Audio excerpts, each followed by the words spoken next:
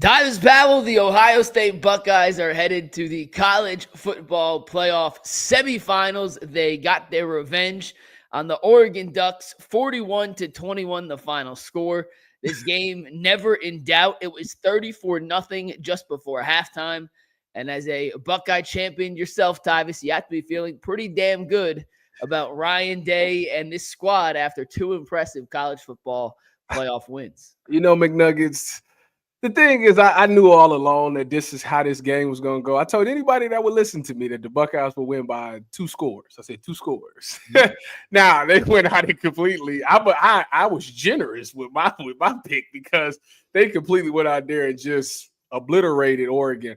I tell you what, this team, man, I know a lot of people are upset about the team up north loss, but it absolutely needed to happen because I think what happened was they finally realized that the talent that they got, and they realized like we can't go games not giving our best players the ball, and I think they went out there, they playing with a chip on their shoulder. So the way that this playoffs was set up was absolutely perfect for them.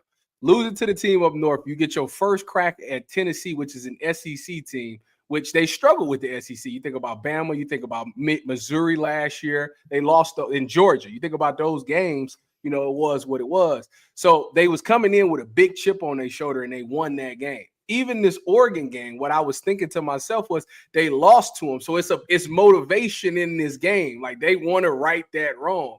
And if you get a motivated Buckeye team, great things happen. And yeah, the JJ thing. You've been around some incredible receivers when you were at Ohio State. Mike Thomas was there, some other all-time greats. I mean, they weren't like this. So even from your perspective, not being there in practice every day, you could tell this kid's just different. Everything about him is just different. Yeah, like I don't know what you do. And the sick thing is, I was sitting there talking to because I did the Big Ten this year. Mm-hmm. So like I kind of studied Oregon a little bit over the year. And they had this one guy, the Muhammad guy was there. He's tied for first place in the Big Ten with PBUs, but he has no picks on the season. But PBUs means that he can play the ball well. And I was thinking to myself, like, every corner is going to do this. It's just it's human nature as a DB. You go to your DC and you say, listen, I want Jeremiah Smith one-on-one. No, you don't. And the funny thing is, as a DC, you get confidence in your guy. So you say, you know what? I'll let you shadow him. But he's an exception. Like, it's no shame in saying, like, you can't do it. There's nobody that can just check that man one-on-one. He's just different. Like, you have to be okay with, like, we got to double this dude. He's that freaking good. Julio was like that. I seen it was a dude from Michigan State that was like that when we played him, but he was not that good. But Julio, like, got triple teamed and things like that. Like, you absolutely have to do Jeremiah Smith like that, and it is what it is. You can't feel bad as a corner because you can't go one-on-one with him. The dude is too fast. And all of Oregon's DBs is like 5'10" and under, so they all too small for him. And I mean, listen, that man is he's just gifted, man. He's just gifted. He's a future top pick in the draft. If he was in this year's draft, he would be the number 1 pick. Todd McShay, Daniel Jeremiah have all come out and said it. He'd be the best prospect in this year's draft as a true freshman, which is just incredible. Yeah. I was watching this game. You see in the first possession, literally a minute into the game, Oregon loses Smith. He breaks off in that long touchdown run. The yak for a guy his size is incredible. They get the 3 and out. They get the ball back. Another deep pass to Jeremiah Smith before you could even blink. They're up 14-0. And at that point, I felt the game was over. And I was infuriated. And to your point earlier, I do think is right. The loss to Michigan was a wake-up call, and it's something psychological about Ryan Day going up against Michigan where he was trying to prove a point. Let's run the ball, run the ball, run the ball, run the ball. Almost like when the Dallas Mavericks guarded LeBron with J.J. Barea in the 2011 finals, and LeBron's like, I have to back him down. You can't put a 5'8". And it didn't work, and the Mavericks ended up prevailing in that series. It's the last time LeBron hasn't scored double digits in a game. I feel like Ohio State was like, we have to run the ball and prove we're more physical than Michigan, when in reality they have an otherworldly receiver in Jeremiah Smith, another future NFL receiver in Emeka Egbuka, and a quarterback in Will Howard, who today was dialed in. I think, Tyvis, Howard's really the X factor for how good the Buckeyes can be when he is dialed in like he is today. This offense is damn near impossible to stop with the weapons they have in both the pass and the run game. Defensively, they were incredible for most part. And it just feels like this is the team that we expected from the get-go. This is the team that all that NIL money was used to put together, and that's what came with the expectations, and that's why everyone, rightfully so, said entering the season it was championship or bust for this Buckeyes team. And we see why. Because when they're clicking, Tyvis, it's not a question. They're the best team in college football. Play like they did today. They're going to beat the crap out of Texas next week, and they're going to beat the crap out of whoever they play in the Natty. I mean, I think that, first of all, the NIL thing is funny because, Phil Knight's back in Oregon. They actually got more bread. They spent more money in the transfer portal and in recruiting than Ohio State. So actually, they were the more expensive team on the field. But the funny thing about the Will Howard thing that gets me the most, because they wanted Dylan Gabriel, but they ended up with Will Howard. But the funny thing about Will Howard, what makes him so special to me, why I like to see him be successful, is because this was a guy who he was going to be benched by K-State because they got this Avery Johnson kid. He wasn't even going to be the starter. So, that's why he left to begin with. And it's funny because he left K-State the same reason Gabriel left Oklahoma. It's because they paid all that NIL money and promised the incoming 5-star freshman. Right. You're going to start your sophomore year. When you pay someone that much, you got to kind of live up to that end of the bargain. So it's funny. Howard and Gabriel both left their previous schools to get to where they're at now because they promised the next guy the starting job that year. Continue your point. But yeah, it's like Will Howard to me, I wasn't, when I watched his tape, I'm like, all right, he okay. I didn't think he was that much better than Kyle McCord, but it's crazy to just see to watch this kid grow from game one to where he is now. Game one, this dude was throwing unnecessary picks. This dude couldn't throw the deep ball, none of that stuff. It was he threw short passes, medium passes was fine, but it wasn't there. And now he can throw every pass on the field. He doesn't throw those timely or these costly picks. And the dude is just dialed in, man. He be throwing some dimes. The one pass to Buka on the seam route, it was a dime right in the basket. He is locked in. And if he continue, you're right. It does come down to him. If he continues to play like this, there's absolutely no question that nobody will be able to beat him. I thought he was the reason that any team had a chance because of those picks. I was like, if he throws one of them picks against a good team, that could cost him the game. But if he gonna play like this, it is what it is. And to your point about the Wolverine game, back to the Wolverine game, I think the reason why they lost that game is because they were trying to come out, like you said, they were trying to come out and be physical by running the ball. But losing that game taught them, we don't have to run the ball right away. Let's pass to run. They was trying to run the pass. Let's pass to run. And if you've seen the last 2 weeks, they've opened the game up, passing the ball, slinging it all over to where the point now the box is light. Now you still got Travion and Quinshawn, who's the healthiest they've ever been at this point of the season. And now those guys can eat. You see Travion, boom, takes it, 60 yards to the house or whatever the case may be. So I think they finally figured that part out. We pass to run. And, when you – yeah, I know I did. Didn't I call it? I told y'all. I told y'all they was going to win this game. But I think that they finally figured out their game plan. And then as far as the defense goes – I am extremely proud of them because going into this game, the biggest question mark was going to be, it was the secondary, but I said the only way to help the secondary has to come from the pass rush. And they was talking about it over the course of the game. Dylan Gabriel's only been sacked 13 times this season. He got sacked 8 times today. 8 times. Yeah. And Dylan Gabriel, for y'all to understand, Dylan Gabriel, to me, the way that he plays at Oregon is how Tua Tagovailoa plays at Miami. He gets the ball out of his hands quick to the point where the pass rush really can't get there. That secondary did such a good job of, taking away the quick stuff that he held the ball just long enough for that pass rush to get there. And that's why they was able to make plays. So, I got to tip my cap. A lot of coaches that got criticized. Larry Johnson for not getting no D lineman and maybe he need to retire. Justin Fry for not getting no recruits and, guys at the O-line looked as shaky at times. Ryan Day for not being tough and not being able to win these big games. Chip Kelly. Chip Kelly for like dropping the ball in one of the biggest games. Like all these guys have found their mojo back. And I think what makes that Buckeye team so special is the fact that they all got each other's backs. You know, no matter what people say in the media, no matter what people might say, well, all those things, like that team, those coaches and those players truly love each other and they really want to go out on top. The reason why this postseason is so special and why it's so meaningful is because I talked about this with Dustin. Like those seniors, they ain't won nothing. They got one Rose Bowl win. Well, now two, but they had one Rose Bowl win. That's it. Like they ain't got no gold pants. They ain't got no championships, no Big Ten championship, nothing. They had one Rose Bowl win against Utah. Like if they lost this game, like if they don't win a championship, like they don't have nothing to really come back to be like, hey, this my kids. Hey, this daddy did this. Like that won't be a thing. So they have no choice but to take this one opportunity that they got and try to win the whole thing so they can at least have some pride when they come back. Because if not, you ain't got nothing to come back to. So that's why I think these guys are so dialed in. So we did a Cavs show earlier today, Ty, and I made the point that the Cavs have been so good this year and they're beating teams by such big margins that they don't have a ton of experience in any like end of game crunch time situations, right? Mm-hmm. And I'm like, it's the best problem in the world to have, but you can't replicate those end of game situations in practice. You could practice them, but it's not the same thing. You could rep 2-minute drills a million times in training camp, Ty, so you could be the first to attest. On Sunday or on Saturday when that thing happens, it's a different ball game, right? Like you need those game reps to improve.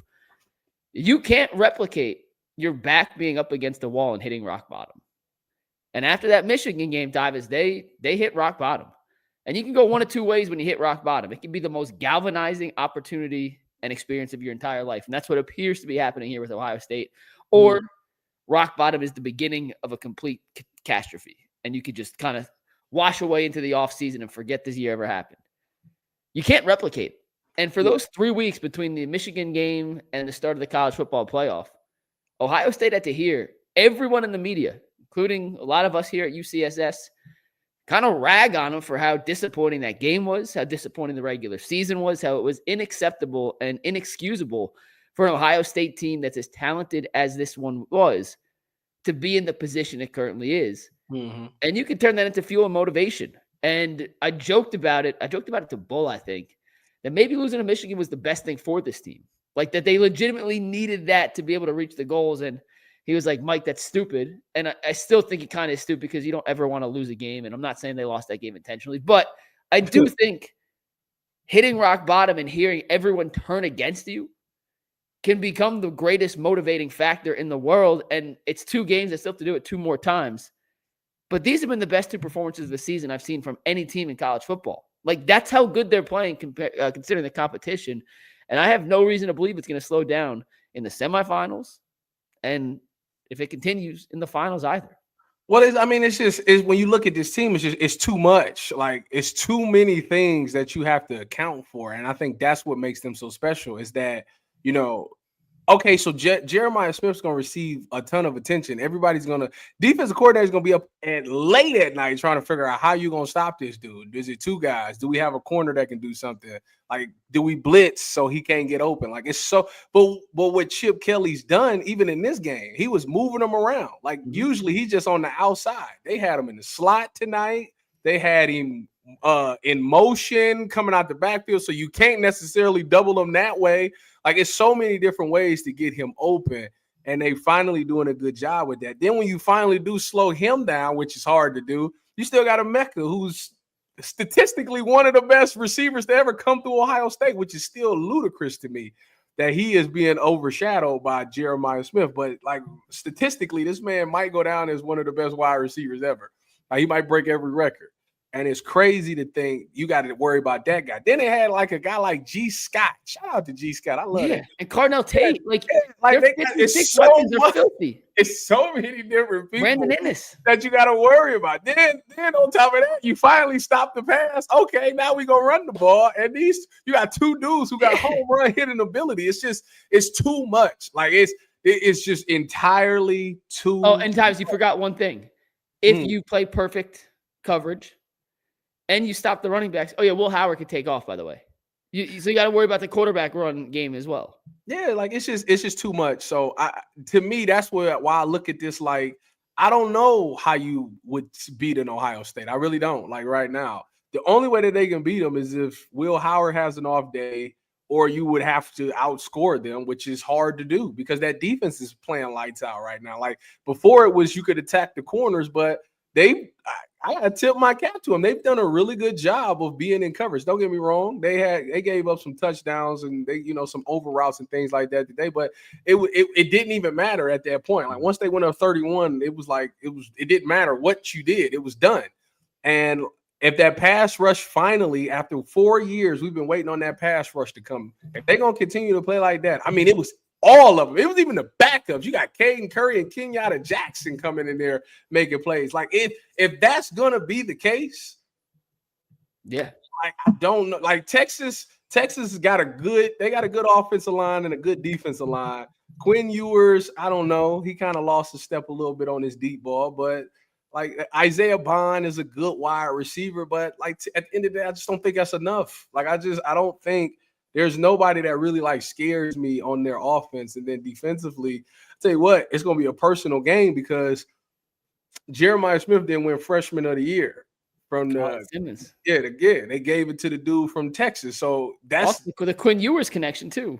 So they are, yeah. So it's like all this stuff that's already going to be there for those guys to be motivated, and they're coming off of this barely beating Arizona State after almost blowing the league. So now, don't get me wrong, they're gonna play as hard as they possibly can. But at the end of the day, I don't think it's enough, and I don't want to be cocky. I don't want to sound arrogant or anything like that. That's my honest assessment, my unbiased opinion. They have too many weapons. Ty, I'll tell you the line, and we'll preview the Texas game real quick in a sec. But I want to make one more point on today's game. Before I do that, I got a question for you. Do you know who Ohio State's all-time career sack leader is? No. Will Smith. Will Smith is 7th. This guy has 13 more sacks in his career than Will Smith. Is it Joey? Nope. Chase. Chase is 2nd. Joey's 4th. I'll give you one more guess. Is he recently? We still talk about him today, yeah. We still talk about him today. You're never gonna. It's Mike Vrabel. I was about to say that. I swear that was about to be my next guess. He is 30. Where I was about to say Mike Vrabel. 36 career sacks, and the reason I looked that up, I was curious where Jack Sawyer falls on that list, and he's not in the top 10 yet. He could climb in there with. Well, actually, how many sacks did he have today? 2. So he is top 10. He's number 10 now. But Jack Sawyer's been around forever, Ty. And he seems to come up in the biggest moments and play some of his better games when the lights are the brightest. And I go back to last week, the tone he set in the defensive line. You go back to today, completely throwing Oregon off any sort of rhythm offensively. They were unable to get into any kind of rhythm. That first 3 and out they had, very first play, tackle for loss. Mm-hmm. Then incomplete. Then they get the 3rd down. They come up just a yard short. Second drive, first play of the drive, sack. It was either second or first play, sack. Out of rhythm, 3rd and long, get the punt. Guys, this defensive line is creating pressure with just 4. Yeah. You talk about the weapons on offense. I know the defense doesn't have necessarily the name brand of a Jeremiah Smith in the back end, even though hell, Caleb Downs is the best safety in football, so I don't even know what I'm talking about. But yeah. They have just as many weapons and threats on that side of the ball as they do on offense. And if the defensive line is going to generate pressure with just 4, that opens up a world of possibilities for everybody else. And you look at the matchup against Texas, Ohio State opens as a 4.5-point favorite over the Longhorns, and the games at the Alamo Dome, by the way, which is in Dallas, which is about 2.5 hours from Austin. It's essentially a home game for the Longhorns. Mm-hmm. Quinn Ewers ain't much of a scrambler. And unlike Dylan Gabriel, he gets the ball out pretty quick. He doesn't take a ton of sacks, and that offensive line's better than Oregon's offensive line. They have 2 potential first-round draft picks at the tackle positions. But Travis, if they can get and collapse the pocket around Quinn Ewers, I love the Buckeyes in this matchup. I'm trying not to just jump up. I get it, but it's hard. They play like this. This is the team that we all thought should win the championship. Yeah, it's hard not to. Like you gotta give them their credit for what they're doing right now. I am excited to see the Quinn Ewers thing. I wonder if it'll ever be a point where they think about if he's not doing well, because he's on a short lease anyway. They'll pull him and put Archie in, and on top of that, Archie scares me more than Quinn Ewers does. A lot of people feel that way. But the other thing about this game is they play first game of the season next year, so it's like a preview for next year and things like that. So it's a lot on this. It's a lot on the line for this Texas game. I'm excited for it. I could care less that it's in Dallas. Wasn't your natty in Dallas? Yes, it was right at Jerry's World. Sure was. All right, so not the same stadium. I don't think this is at. No, the Cotton Bowl is at Jerry's World. I don't know where. Yeah, I think it's the Alamo Dome. Yeah, in Arlington. I could be wrong, but I'm gonna look this up real quick. But yeah, Thomas, give us your final thoughts here on the matchup next week. Obviously, we'll preview it more in depth as we get closer. But your initial. Oh, it is at AT&T Stadium. It is. Oh, really? Okay. Yeah, it is. So they got some success there before. I mean, they lost to. Did they lose to Missouri in the Cotton Bowl last year? I'm pretty sure it was. So. They got to right that wrong. This team got they can right a lot of wrongs. That's crazy. But my final thoughts is, listen, it's going to be in the trenches. The trench play should be about even. They should be about even. Obviously, Jeremiah is going to be the big factor. I don't know if Texas got – I think they got the Thorpe winner on. They got the Thorpe winner on their team. I don't know if he plays corner or safety, though. He's a safety. Okay, so they'll probably essentially double him, try to do something with that. They best playmaker is Isaiah Bond, who's a speedster. If he's going to go across the middle, I love what Ohio State did. I actually called this. I was talking to Bo Bishop this morning on the radio, and I told him, if you want to stop a fast receiver like Tez Johnson, especially in the slot, you got to run robber, meaning you got to have that safety come down and take him on the over routes. And Caleb actually almost picked it off. He dropped the pick. They need to ching him up for that and get in charge of some money for dropping that money like that. But Isaiah Bond is the same way. If he's gonna kill you on over routes and things like that, the good news is that you just went up against a wide receiver, so you have that experience of stopping those deep over routes and things like that. Put Caleb Downs as a robber, let him rob him, and then outside of that, it's not really anybody else that I'm really worried about. They do got that one running back that's pretty fast, so those linebackers got to be ready to go. Texas's defense is good. Texas, it's legit. Texas's defense. Yeah, I think they lead. They number one in takeaways. They get picks and turnovers. So Will got to be careful with the ball. They can get to the quarterback, which is 4. They got a really good secondary. Anthony Hill at linebacker is a menace.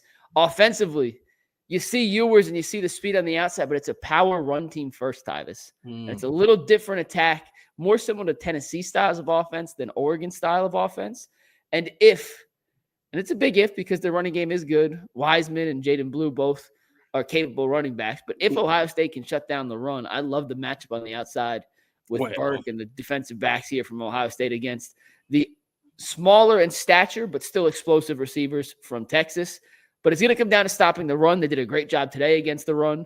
They did a very good job in Tennessee. If the run game is the problem, we usually historically we don't let people just run through it. So if it's a running back that they got to stop to win the game, I like the Buckeyes by 10 plus again.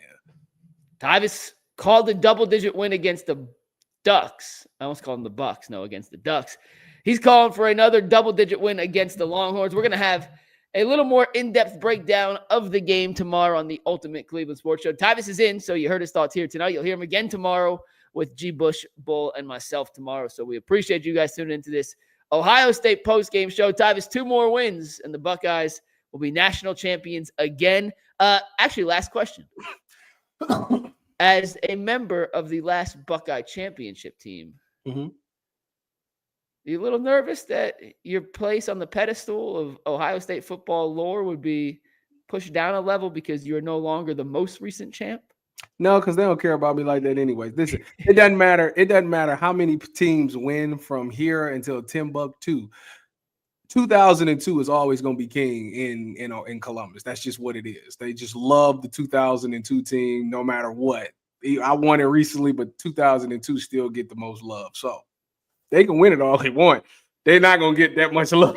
They're just not going to get that much love in the 2002 team. The Ryan Day discourse is going to be incredible if they win the national championship, and I'm all here for it. Tyvis, I appreciate you. We'll see you tomorrow on the Ultimate Cleveland Sports Show. For the 750 of y'all in here watching now, we appreciate you guys too. Tyvis, it's your show. You get the last word. Go Bucks. Peace.